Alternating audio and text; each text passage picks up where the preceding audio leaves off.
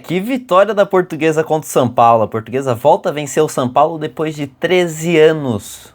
13 anos sem vencer o São Paulo, a Lusa bate esse tabu. 16 anos sem vencer no Morumbi, a Portuguesa bate também esse tabu. Então, Portuguesa 3, São Paulo 2. Que vitória da Portuguesa. Como eu falei lá no Insta Rubro Verde, lá no Instagram, uma vitória com V maiúsculo. Bora comentar desse jogo. Portuguesa entrou em campo com Bruno Bertinato no gol, João Vitor na lateral direita, Gustavo Henrique e Eduardo Biazuz na zaga. Na lateral esquerda, Caio Roque. Portuga, Zé Vitor e Gabriel Pires no meio. No ataque, Maceió, René e Everton. O Caio Roque foi titular de novo. Muita gente pode perguntar, cadê o Salomão? Não foi muito divulgado isso, mas o Salomão está com uma lesão de grau 2, é uma lesão muscular. Então o Salomão sentiu no aquecimento antes da partida contra o Velo Clube, então ele vai ficar uns diazinhos aí fora. No máximo, no mínimo na verdade, né? No mínimo 15 dias que o Salomão tem para tratar essa lesão de grau 2. Beleza? Achei que a Portuguesa começou muito bem no jogo, muito bem mesmo. Ela começou muito ofensiva, propondo muito jogo, mas na hora de finalizar, na hora de você articular às vezes uma jogada do meio pro ataque, era muito complicado. E era muito complicado você furar a defesa do São Paulo. Mesmo a defesa do São Paulo sendo um pouco mista, a gente não tinha, por exemplo, a presença de um Arboleda, que é titular no São Paulo, cara, era muito complicado você furar essa defesa do tricolor. Então, a Portuguesa conseguia propor jogo de um jeito que, assim, das 4 partidas que a gente teve até agora, eu vou falar que a gente viu um time no primeiro tempo contra o Palmeiras, um outro time no segundo tempo contra o Palmeiras. No Capivariano, assim, foi um time muito mal, muito abaixo contra o Capivariano. Velo Clube foi um pouquinho melhor, mas essa Portuguesa que entrou em campo contra o São Paulo foi espetacular. A Portuguesa partia mesmo pra cima, sem medo. São Paulo, assim, muito desligado do jogo, muito avoado. Então a Portuguesa conseguiu tirar um pouco de proveito em cima disso. Eu vou destacando aqui, tanto fazendo esses comentários pontuais, como vocês já estão habituados, mas também destacando alguns momentos específicos do jogo. Aos 2 minutos, já no comecinho do jogo, o Lucas Moura, do São Paulo, ele comete uma falta assim perigosíssima no Eduardo Biazuz, no zagueiro Eduardo Biazuz. Cara, ele pega com o pé alto, ele dá mais ou menos aqui, nessa região do olho do Biazuz, uma região muito perigosa, porque por muito pouco você não pega mesmo no olho do Biazuz. O Lucas olha, viu que fez coisa errada ali, pede desculpa pro Biazuz, o jogo continua e o Lucas vai atrás da bola. Ele só vai parar, o Lucas Moura só para atender o Biazuz, para você ver se o Biazuz está bem. A hora que o Zé Vitor recebe a bola, o Zé Vitor chama o Klaus, ele sinaliza pro Klaus que o Biazuz realmente não tá legal. Aí o Klaus, depois de muito tempo, também apita, olha pro Lucas Moura e dá um amarelo só. Uma falta que, assim, um pé alto que foi muito perigoso, nessa região que é perigosa, muito delicada, que poderia ser, assim, até ser revista essa punição que o Lucas Moura levou. Eu acho que o amarelo para ele ficou muito até barato. Até o Biazuz ficou bem machucado, ele postou depois. Ficou feio até o machucado que levou. O São Paulo, mesmo com o meio para frente, praticamente com seus titulares, estava assim muito, muito desligado. Como eu falei, ele estava muito avoado. Ele só corria quando via que o jogo da Portuguesa, quando a defesa da Portuguesa, ou ali vai o meio, ou a defesa, dava uma apagada e aí tentava tirar um pouco de uma lasquinha da Portuguesa. Mas era um São Paulo totalmente assim, diferente do que a gente esperava. A gente achava que o São Paulo, pela situação que vive hoje no campeonato, situação tanto internamente, politicamente, mas também no campeonato mesmo. Se a gente for ver, o São Paulo não está muito bem no Paulistão. Hoje, o São Paulo tá, deixa eu ver aqui a colocação para vocês, mas o São Paulo tá na 12ª colocação. Abaixo dele só tá Noroeste e Guarani. O Noroeste tem 3 pontos, o Guarani tem 2 pontos e o São Paulo tem 4. É muito delicada a situação do tricolor paulista também na competição. Então a gente achava que o São Paulo vinha para cima mesmo da Portuguesa sem ter medo de perder. Mas foi muito diferente. Isso foi muito bom para a Portuguesa. Tanto que essa apagada foram nos momentos que assim, o Gabriel Pires conseguia articular muito bem o jogo. Se nos últimos 3 jogos a gente veio aqui e falou o Gabriel Pires não tá bem, o Gabriel Pires com a 10, com a faixa de capitão, não tá sendo condizente com o peso que chegou de contratação do Gabriel, com a cancha que o Gabriel tem, nessa partida contra o São Paulo, foi muito bem. O Gabriel, num jogo grande, não sei se às vezes deu uma acordada também por isso, ele corria pra marcar, ele corria pra você atacar. Cara, muito bem mesmo a partida do Gabriel, a gente tem que destacar isso. Foi o principal jogo dele com a camisa da Lusa até o momento. Espero que, como eu falei na análise passada, tudo bem, ele tá pegando um pouco de ritmo de jogo. Ele tava desde abril de 2025 sem jogar. Então, se agora o Gabriel tá pegando novamente esse ritmo, tá pegando mais o tempo assim dele, pra ele conseguir ficar bem fisicamente, pegar o tempo de bola, cara, perfeita a partida do Gabriel ontem. Tomara que ele continue assim, tomara que ele melhore para as próximas partidas. A Portuguesa ainda tem 4 partidas no mínimo, então tomara mesmo que ele melhore e deslanche ainda mais com a camisa da Portuguesa. Se a gente fala aqui, se a gente critica quando tem que criticar aqui, dá um puxãozinho de orelha, a gente também tem que elogiar também quando o cara vai bem. Então, muito boa a partida do Gabriel, tanto que aos 40 minutos, as maiores chances da Lusa no jogo até então surgem dos pés do Gabriel. Aos 40, o Gabriel chuta de fora da área e o Rafael espalma assim. É uma defesa muito bonita. No lance seguinte, o João Vitor também de fora da área, ele lança assim um míssil pro Rafael. O Rafael com uma mão só, ele pega e também espalma. Ia ser um baita gol tanto do Gabriel, mas também do João Vitor. Foi uma bela partida dos dois. E basicamente o primeiro tempo foi esse. Já para o segundo tempo, a Portuguesa volta sem alterações para a partida, o que eu achei que foi bem válido, porque não estava mal no jogo, estava muito bem. A Portuguesa não cai de ritmo, um ponto muito positivo também, visto que na partida contra o Palmeiras, mas também contra o Capivariano, caiu um pouquinho, mas dessa vez, assim como foi contra o Velo Clube, não caiu, seguiu atacando, aproveitando o baixo rendimento do São Paulo, e assim, tanto que aos 5 minutos do segundo tempo, o Gabriel, vendo que o São Paulo estava cada vez mais indo para trás, porque a Portuguesa estava avançando, o Gabriel pega, faz um baita lançamento assim pro João. O João estava na ponta direita, ele vê o René no meio da área e cruza. No que o René recebe, ele nem domina, ele já vai direto, ele chuta direto com a pontinha do pé pro gol do São Paulo, e é aquela bola que vai entrando devagarzinho, e o René marca o seu segundo gol com a camisa da Portuguesa. Abre o placar lá no Morumbis e foi um alívio. Se na análise passada contra o Velo Clube eu falei que o René precisava ter tirado aquele peso das costas mesmo, de marcar o primeiro com a camisa da Portuguesa, eu acho que o René hoje, contra o São Paulo, jogou muito mais leve. Não é à toa que mesmo num jogo grande como foi contra o Palmeiras, o René pode ter sentido um pouquinho mais, pode ter perdido 2 oportunidades como perdeu contra o Carlos Miguel ali no mano a mano, mas agora, contra o São Paulo, já era um René mais leve. Ele não tinha medo de você enfrentar, estava menos afobado, conseguia articular melhor também ali no ataque. Então, esse segundo gol do René, ainda mais contra um time grande, num clássico, é muito importante. Realmente, se ainda tinha um pouco de pressão nas costas do René, agora tenho certeza que saiu. Aos 14 minutos, sai o Everton e entra o Igor Torres, e não teve tanto destaque depois disso. O Everton acho que saiu mesmo pelo ritmo de jogo, porque, como a gente falou aqui recentemente, o Everton ele chegou ainda com o físico um pouquinho abaixo. Então ele estava pegando um pouco mais de ritmo no jogo. No primeiro jogo ele só aguentava 20, 30 minutos, então foi aumentando, ele já jogou agora 50 minutos. Acho que cansou um pouco mais nessa partida contra o São Paulo, por isso que saiu aos 54 ali. 54 não, 60, né, basicamente. então não rolou muita coisa. Em seguida, aos 28 minutos, sai Gabriel Pires e entra o Hudson.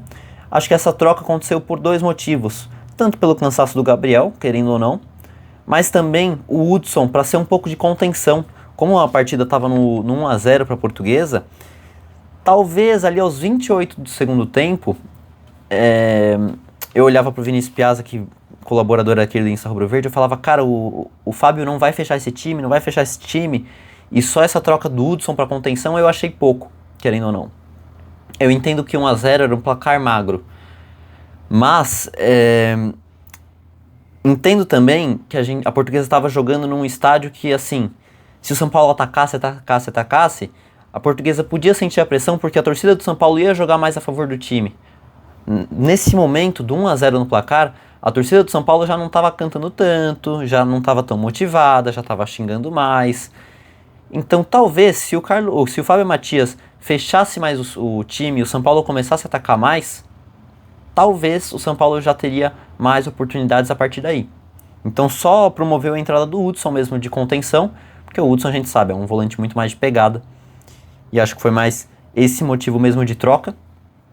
Mas 2 minutos depois da entrada do Hudson, a Portuguesa, não vou dizer que tem um apagão, o São Paulo consegue articular ali uma jogada no meio. A defesa da Lusa está muito adiantada mesmo. O Caleri rapidamente consegue se movimentar e assim, desloca o Gustavo Henrique. A defesa da Portuguesa estava muito adiantada mesmo. Acho que foi até uma falha boa, uma falha gigante, assim, boa no sentido de dimensão que foi, uma falha grande, essa é a real. Foi uma falha grande da Portuguesa. O Gustavo estava muito adiantado, o Eduardo também estava um pouquinho. O Caleri fica sozinho e assim, chuta e empata pro São Paulo, 1-1 no placar. A partir daí, cara, foi outro jogo. A gente viu um outro clássico, deu outra partida. Se no primeiro tempo foi uma partida assim mais morta, o segundo tempo foi outro jogo, foi totalmente distinto. Aos 35 minutos, foi tudo muito colado, né? Essa é a real. Se aos 28 a gente teve uma alteração, aos 30 minutos a gente teve um gol do São Paulo, mas 5 minutos depois a gente teve um pênalti que o René sofreu. O René sofreu um pênalti claríssimo mesmo, que tirou uma grande chance de gol do René. O Klaus demora para apitar, demora muito. A real é que quem marcou o pênalti não foi nem o Klaus. Quem marcou o pênalti foi a bandeirinha. Foi a bandeirinha que estava do lado do lance. Ela que avisa o Klaus que foi um pênalti. Se você até rever o lance da partida, eu não consigo mostrar aqui no canal por conta dos direitos de transmissão. Mas demora muito. É um lance que assim parece que já tinha morrido. A bandeirinha avisa o Klaus. Pelo microfonezinho aqui do Klaus, ele pega e marca o pênalti depois de o quê? 10 segundos? Foi muito tempo mesmo. E se a bandeirinha não fala? Será que o VAR chamaria? Porque foi um pênalti, claro. Essa é a real. Bom, dado o pênalti, o René mesmo vai para a cobrança. Ele chuta para a esquerda, o Rafael cai para a direita. 2-1 no placar. Até destaco essa cobrança do René, porque o Rafael caiu para a direita. Pênalti lado esse que o René chutou na partida contra o Velo Clube. Então o René foi muito inteligente nessa de trocar o lado, visto que na última partida tinha chutado para a direita, então o René dessa vez foi para a esquerda, muito bem mesmo. René marca seu segundo gol na partida, terceiro com a camisa da Luz, é o artilheiro da Portuguesa na competição. Foi muito bem mesmo. Como eu falei, só ressaltar, é um René muito mais leve mesmo nessa partida. 2-1 no placar, no minuto seguinte, o Fábio Matias fecha totalmente a casinha, totalmente. Foram 3 trocas já de cara, e as 3 últimas trocas também que tinham possibilidade. Saem João Vitor, lateral direito, sai o meia Zé Vitor e o lateral esquerdo Caio Roque. Aí fecha a casa com o lateral direito Ciência, o zagueiro Carlos Lima, que não tinha estreado com a Portuguesa até então, e o Eric Boteguin. Então a Portuguesa fica com 4 zagueiros: Carlos Lima, Eric Boteguin, Gustavo Henrique e Eduardo Biazos. Foi a partir daí uma retranca que eu acho que foi certíssimo.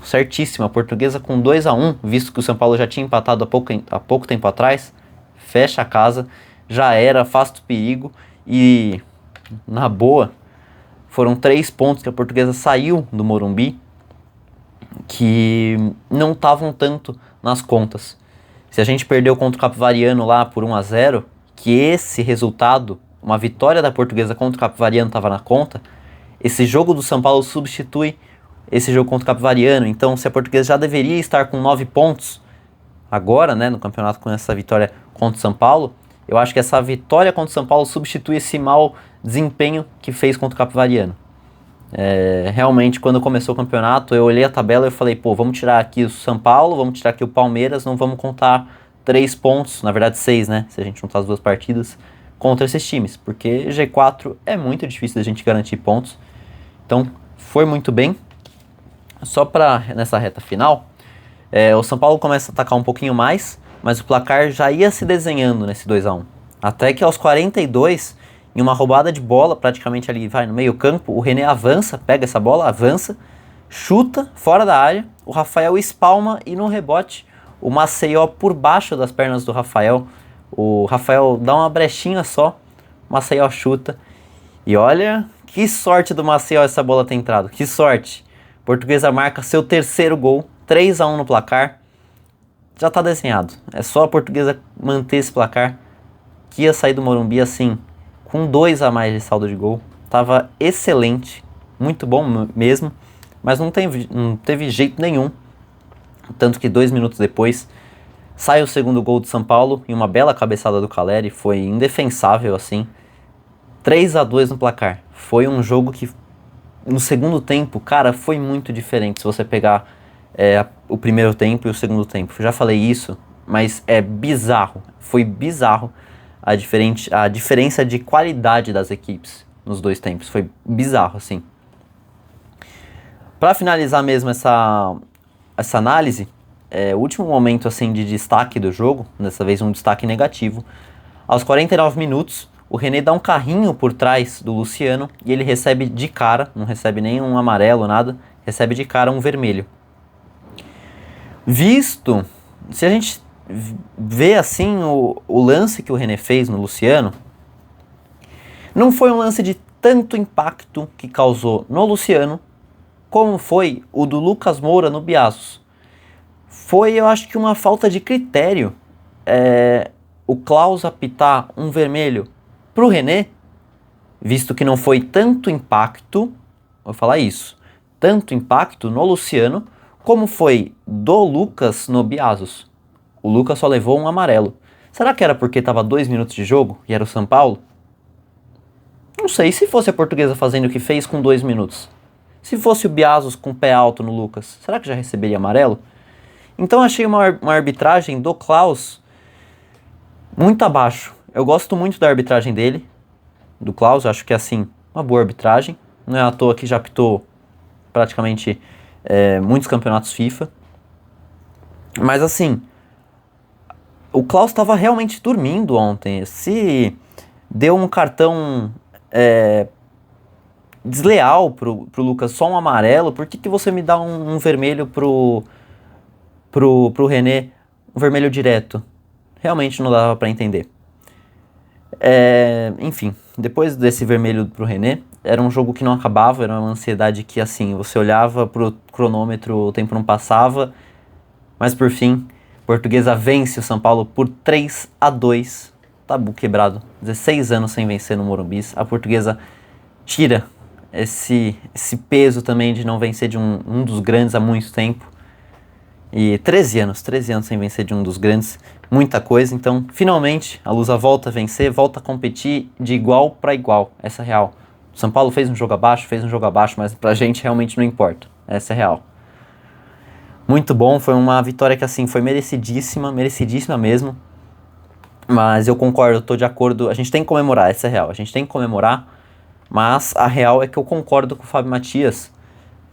Ter muito pé no chão agora. A gente não pode ficar salto alto, enfrentar o Guarani na próxima segunda, já pensando, só porque a gente ganhou do São Paulo, a gente tá acima. Não.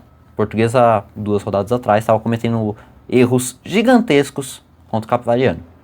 É ter pés no chão agora, brigar na próxima segunda, aliás, só falar aqui, próxima segunda-feira, dia 26, às 8 horas da noite, a Portuguesa enfrenta o Guarani no estádio do Canindé. A Portuguesa vai novamente distribuir uma cota de 4.000 ingressos gratuitos para quem fizer check-in, sendo sócio-torcedor no plano free. Então, 4.000 ingressos distribuídos gratuitamente.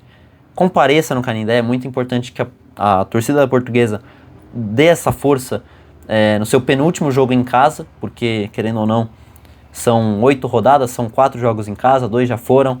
Então é muito importante que a torcida da Portuguesa compareça, cante os 90 minutos, como cantou no Morumbi. Foi muito bonita a festa da Lusa no Morumbi. Então fica o convite aí. Acho que a Portuguesa tem que manter os pés no chão. Acho mesmo. Vai com calma contra o Guarani. Tomara que embale na próxima segunda. Se embalar, 9 pontos. 9 pontos a gente não cai mais. Essa é a real. Acho ali que com 8, 7 já é muito difícil você cair. 9 pontos você já briga por classificar. Esse campeonato, cada pontinho importa. 9 pontos é brigar por classificar, brigar por coisa grande. Hoje a Portuguesa, claro, não finalizou a 4ª rodada, mas a Portuguesa saiu do Morumbi na 6ª colocação. Na 6ª colocação. Com 6 pontos. Se a gente olhar, se a gente tivesse vencido o Capivariano 9, cara, a gente tava lá em 3º, 2º. Então é brigar por coisa grande agora. Antes desse campeonato começar, eu falava, tem que brigar por coisa grande. A Portuguesa não pode se rebaixar, ficar sempre, vou brigar por não cair, vou brigar por não cair. É brigar por classificar. Essa é a ambição que eu acho que tem que levar para sempre. Vamos repassar, como de praxe aqui, na 4ª rodada, nos outros resultados da competição. Na 4ª rodada já aconteceu, quem abriu foi o Novo Horizontino, aplicando um 4-0 contra o Palmeiras, um hat-trick do Robson. Então o Novo Horizontino que surpreendeu demais ao fazer 4-0 no Palmeiras, resultado que assim, impressionou. Vou falando aqui os resultados, vai comentando aí embaixo qual resultado também mais te impressionou, mas o Noroeste empatou com os Capivariano, 1-1 em casa. Mirassol 0-0 contra o Bragantino, o Mirassol não vence há 3 rodadas. O Bragantino acho que é um adversário muito difícil, é o líder da competição até então, e acho que é um dos favoritos também para esse título. Vamos ver, o Bragantino já está com 10 pontos em 4 jogos. Ponte Preta perdeu mais uma, 1-0 contra o São Bernardo. A Ponte de 4 jogos já levou 7 gols e segue sem marcar, um saldo negativo, claro, como você não fez, mas só levou 7, é menos 7 gols para a Ponte, muito complicada para a Ponte reverter essa situação. A gente vem trazendo essas informações da Ponte Preta sobre a questão do transfer ban. Ponte conseguiu pagar esse transfer ban, regularizar os 6 outros reforços que ficaram na Ponte. Eram 11 contratados, mas no final só ficaram 6. Acho muito complicado da Ponte reverter essa situação. Se a gente pegar os próximos confrontos da equipe, vai ser Ponte Noroeste em Campinas, depois Guarani e Ponte Preta, um derby, só que fora da casa da Ponte Preta, lá no Brinco de Ouro da Princesa. Depois temos Ponte Preta e Portuguesa, e para fechar, Ponte e São Paulo. Muito complicado para a Ponte. Por fim, aí jogos que ainda não aconteceram, vão fechar essa 4ª rodada. Santos e Corinthians, ainda no dia 22, tá? Nessa quinta-feira. Santos e Corinthians, 7h30 da noite, daqui a pouquinho, né? Botafogo e Primavera, 8 horas, e Velo Clube contra o Guarani, às 9h30. Fica atento nesse jogo do Velo Clube contra o Guarani. Próximo jogo da Portuguesa contra o Guarani, então é bom ficar de olho no adversário, né? Se a gente for ver o Guarani hoje, vamos ver aqui a pontuação só do Guarani no Paulistão. Hoje o Guarani está lá para baixo também. Então tá com 2 pontos só na 14ª colocação. Já o Velo tá com 4 pontos na 11ª, acima do São Paulo. Bom, era isso.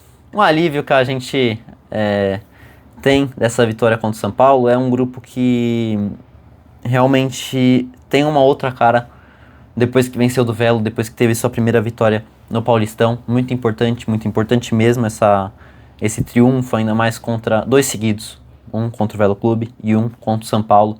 Ganha uma moral mesmo para enfrentar tanto o Guarani, depois Primavera, depois a Ponte, enfim. É muito importante mesmo essa vitória. que a gente tem que destacar, mas é manter pé no chão agora. Manter pé no chão, vencer a próxima, para aí sim brigar por coisa grande. É isso. Espero que tenha gostado da análise. Não se esqueça de se inscrever no canal, deixar seu like, é muito importante pra gente. E também de seguir o Insta Rubro Verde em todas as plataformas. Instagram, Twitter, Facebook, TikTok e também o nosso site instarubroverde.wordpress.com. A gente se vê na próxima partida, na segunda-feira, lá no Canindé. Valeu, pessoal!